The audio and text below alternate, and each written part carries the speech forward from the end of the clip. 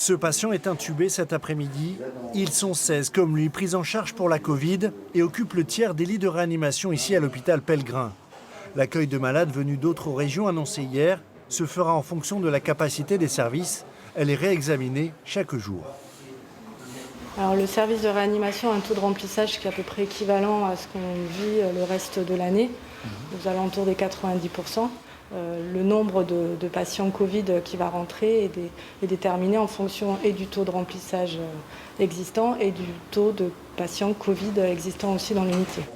Car les patients Covid nécessitent du personnel, un tiers en plus. Des opérations ont été déprogrammées en fin d'année dernière. Ce pourrait être à nouveau le cas. Selon l'évolution dans les semaines à venir, on va être amené probablement à déprogrammer. Ça se fera en fonction de la disponibilité des places de réanimation. On est plus serein sur ce qui va venir, on est plus préparé à enclencher des procédures dégradées qui ont déjà été réfléchies. Le pire scénario envisagé prévoit de faire monter le nombre de places de réanimation à 400 sur l'ensemble des sites du CHU de Bordeaux. Nous ne sommes pas là, mais le personnel soignant sur la brèche depuis un an s'attend encore à être sollicité. Le variant anglais majoritaire désormais semble entraîner des formes graves sur une population plus jeune, comprise entre 65 et 70 ans. Et on va plus loin ce soir avec notre invité Yann Bubien, le directeur général du CHU de Bordeaux. Bonsoir. Bonsoir. Merci d'être avec nous. On dit qu'en Nouvelle-Aquitaine, 24 à 48 malades pourraient arriver dans les jours prochains. Est-ce que vous en savez plus ce soir ? Pour l'instant, ça n'est pas confirmé. Nous avons reçu hier, dimanche, à Bordeaux, 2 patients par avion qui venaient de la région parisienne. Il est annoncé effectivement des transferts de patients en venant de région parisienne vers Bordeaux et vers la Nouvelle-Aquitaine en général, mais nous n'avons pas encore de confirmation ni du nombre de personnes, ni des jours où ils arriveront. Mais on sait qu'on va avoir sans doute par avion quelques personnes qui vont arriver régulièrement en Nouvelle-Aquitaine et qui viendront d'Île-de-France. Et on parlait aussi d'une arrivée massive à bord de trains. Là encore, pas de confirmation ? Non, pas de confirmation de train. Sans doute des petits avions comme hier, des avions 2 places, qui sont plus faciles pour ces transferts de patients. En tout état de cause, l'hôpital s'organise, j'imagine, pour accueillir cet afflux de patients. Comment ça va se passer ? Oui, vous avez raison. Le CHU de Bordeaux s'organise. Ça fait plus d'1 an qu'on vit au rythme du Covid-19.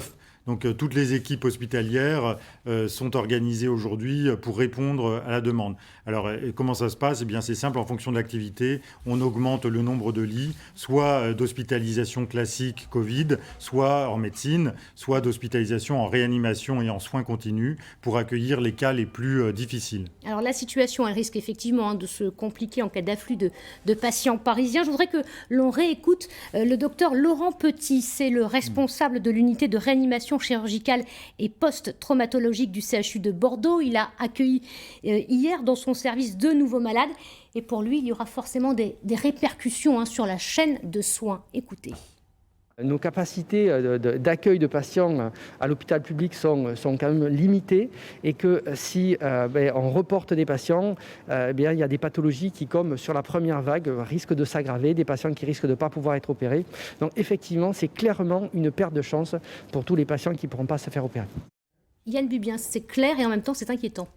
Oui, on connaît ça depuis le début. Il y a eu des déprogrammations partout en France lorsqu'il y a eu des pics d'activité Covid dans toute la France. Vous connaissez le nombre d'ailleurs ?